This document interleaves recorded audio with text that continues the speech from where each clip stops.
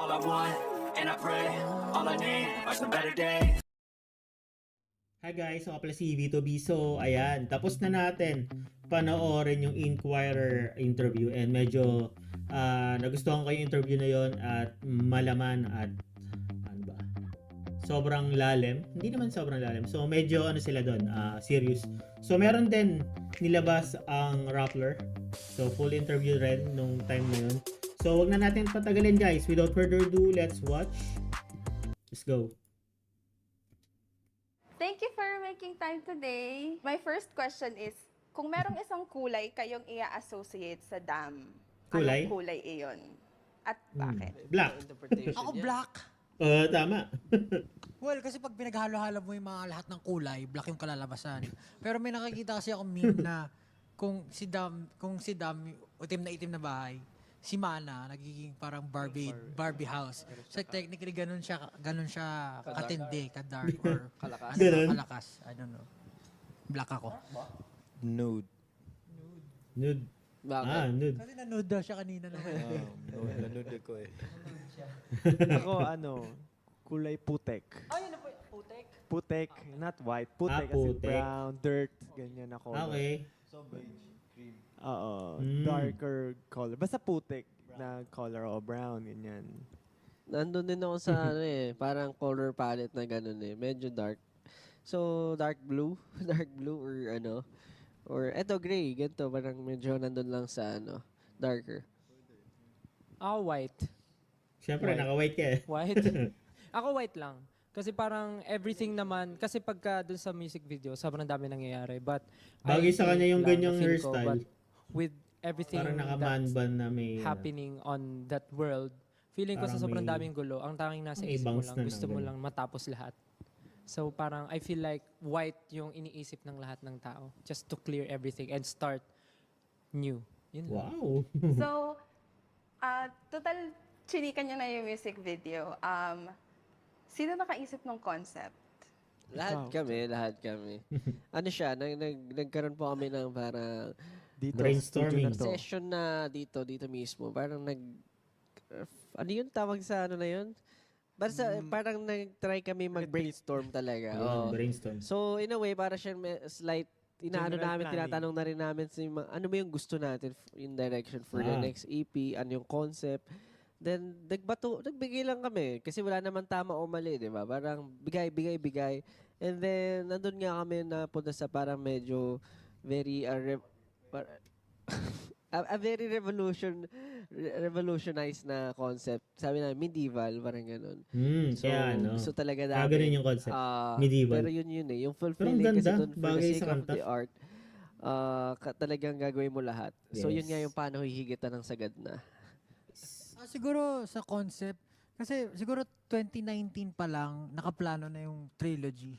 And yung sound Grabe, siguro, guys, alam na rin kung 2019 paano yung magiging tunog. 2019 pa lang. An epic sound, kailangan niya ng epic or grand na visuals din. So, Nice. kaya pumasok yung medieval. Isipin Kasi nyo, no guys. medieval times, parang very prominent yung character ng mga bagay, Mm. character ng mga tao. Kumbaga, lahat may design, simple edge, lahat yan. Pati yung kulay, very bold. So, yung lawak din na tunog, makikita mo dun sa music video tsaka sa concept. Yun siguro. Kaya rin po, sabi niya nga po yung Galing. epic. Kaya rin yung music video, ang daming visual epic. Wow. Visual effects. Anak na to ako. Ay, di ko... Okay. Wait lang, hindi ko na-gets. Visual effects. Epics. Ay, nako, Ja. Dahil nga, di ba, medieval yung concept and all Visual that. How do you epics. think that relates to, or paano niya nire-reflect, or paano siya nakakapagbigay ng meaning sa generation nyo? Ako siguro with this current generation, I think before naman, medieval times, very prominent. I guess, very, Prominent. ano yung war eh. Like, lagi siyang nangyayari. It's inevitable na magkaroon ng war. But with this generation kasi, parang mas naging naging woke. Wake? Yung mga, naging lamay, naging burol. Kaya ako nagtaka, naging- wake. Naging wake.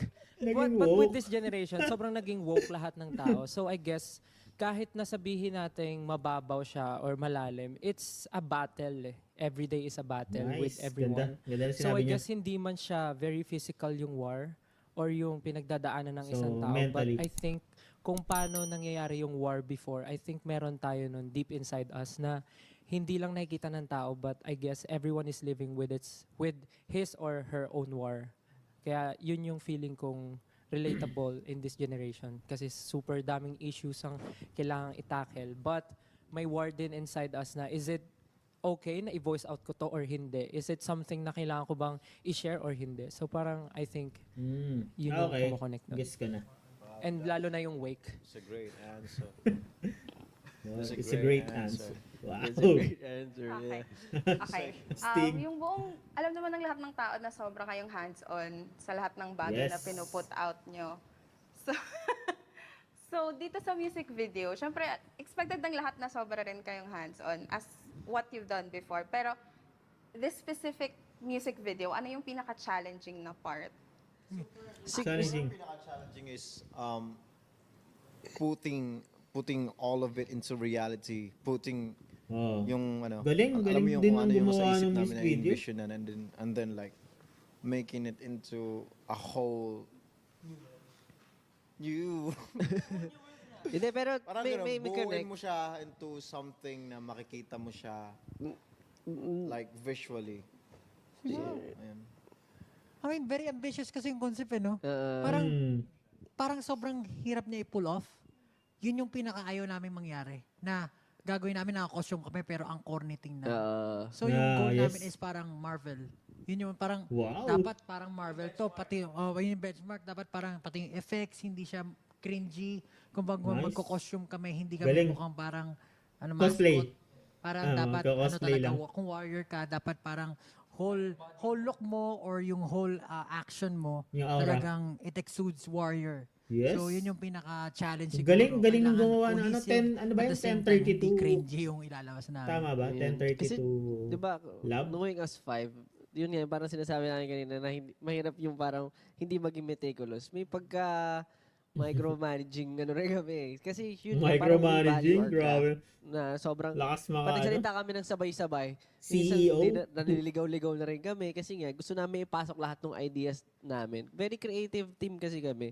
And ayun, mahirap siya in the sense na paano nga ba, tulad ng sabi ni Pao, paano nga ba naming ipo-pull off yung ganitong concept with this kind of, syempre, setup. Pero we are very glad and satisfied naman Ang ganda, ang results. ganda ng music Syempre, video, meron guys. pang Parang feeling movie. namin may kaya pa talaga na, ano. Wala akong Pero, masabi dun. given the time, I think we really did great, and of course the team behind us, yes, na sobrang hindi na sila natutulog din para lang umabot talaga. Yes. Let's go to Simula at Wakas kasi ito yung third part sa trilogy and siya na yung end.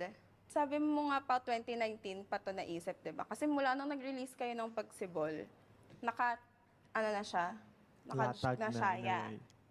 So, expound kung bakit ganitong kind ng storytelling yung ginawa nyo for the whole trilogy. From the very beginning, nung nag-uusap kami, gumagawa ng mga kanta, ganyan, we have a plan, pero it's not very solid na eto na yon. So along the way, Kumbaga may ginagawa concept namin na yung pero symbol, hindi pa siya pagtatag, ganyan. There's na-solidify. new ideas, merong ideas na napapalitan, may bago, ganyan. So for this time, in a way, nasunod pa rin naman yung gusto namin na parang yung pinakita namin ngayon sa Dam is not actually the end, or it might be the end of a specific start. So kumbaga, every time, yung kagaya na sinasabi ng kanta, pag nagsisimula ka, nagtatapos siya. Pero magsisimula ka ulit, magtatapos ulit yon. So, it's up to the viewers kung paano nila hahanapin yung Grabe. sagot or maiintindihan. Paano nila Theory. dissect yung Yun, buong dissect. flow. But May pa naman ng basically, 18 sa giveaway ganyan. namin. Ako, parang lagi may exam. We start, we end. Hindi natin alam kung ano talaga yung timeline niya. Hindi I-decipher. nyo alam kung ano talaga yung timeline niya. But every time we begin, we end it, but we begin again. Wow. Simula That's to why us. it's called Infinity. Infinity Stones. Pero yung giveaway talaga. Yeah, the Alpha and Omega. Beginning, it's That's why it's called that. Because like, ganun-ganun lang siya. Circle siya. No? Yes. Yung pinaka-giveaway is yung symbol siguro. Kasi talagang hinalon-tulad siya sa tree. So technically, yung germination, yung pagtubo, pagtatag, tapos magiging dot siya, which is technically end, pero seed din siya for a new beginning. So, Nice. ikaw Galing. magsasabi kung Napaka-talino si nitong mga to, Simula at no? Wakas una, Grabe mga naman. new listener ka ng SB19, tapos napanood mo si Pagsibol, you can still make a story out of it. Kasi parang each era can stand on its own. Parang ganun. Pero you can still connect each other. It's end of Lupit. one trilogy. So, what's coming next? Spoil na ba tayo? Meron na. May plano na. Performing our songs. Kick off. EP, tapos kick-off, tas tour, tapos... Ano? Hindi ba namin, to be honest, hindi pa namin. Gusto na ni ano? Hindi pa siya set in Ni- stone. Oo ni nga, hindi Justin. pa namin dapat, yun nga, sinasabi Spill. lahat na ganun. We Pero have meron, things guys. in our mind, pero May mga we something. cannot. I feel like lahat naman eh. Marami pang symbols eh. Oo, yung lahat din naman ng kung ano pa yung mga nakikita nila from simula at wakas, lahat yan may meaning at may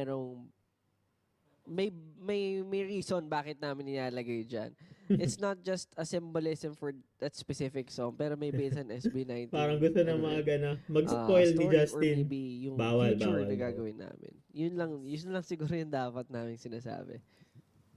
Or hindi lang sa SB yung abangan, ganun. Okay, last question. As SB19 kayo ngayon na nag-comeback, pero alam naman ng lahat na yung solo careers nyo ay nagbo-boom rin individually. So how do you maintain a balance between growing as a group and nurturing your own individual careers? Or hindi, mag-quit na ako. De, joke lang. At siguro po actually, parang last year we give time for everyone to explore.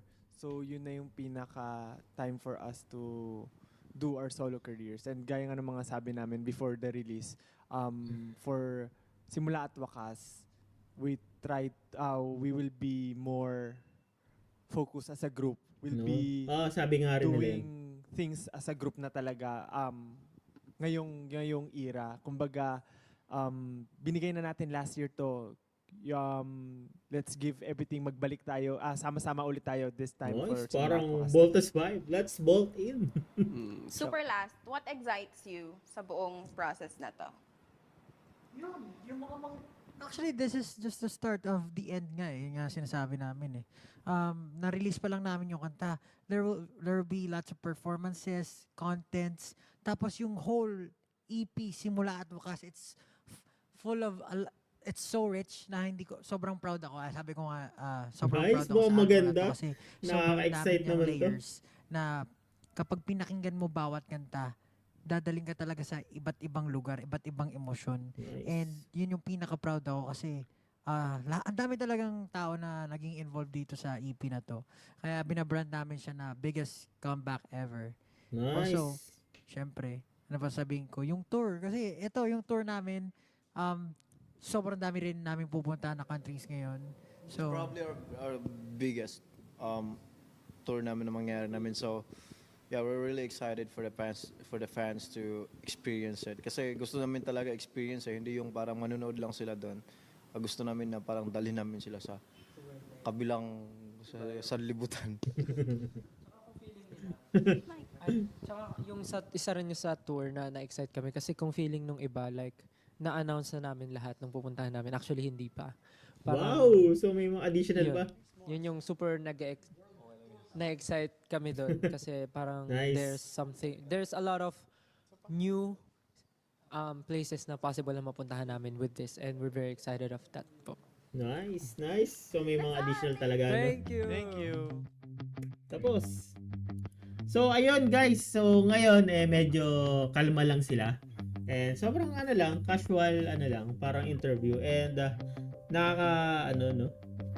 sobrang nakakabilib talaga sila, no? Grabe yung isipin nyo guys, 2019 pa nila naiisip yung trilogy. So parang 6 years in the making and mas lalo silang lumupit, mas lalo silang gumaling. So talagang kaya sobrang deserve ng Dam ngayon kung ano man yung mga natatanggap niya. And guys, sobrang dami achievement ng Dam ngayon, no? Parang pinost ko nga yan sa channel ko lahat. Parang naka 3 post ata ako or 4 na post ng achievement within a day sa sobrang dami. Parang charts sa Philippines, charts sa UAE, UMENA, tapos sa Billboard Digital World Digital Sales number 1 tayo, emerging artist number 49 kung di ako nagkakama, 46 basta.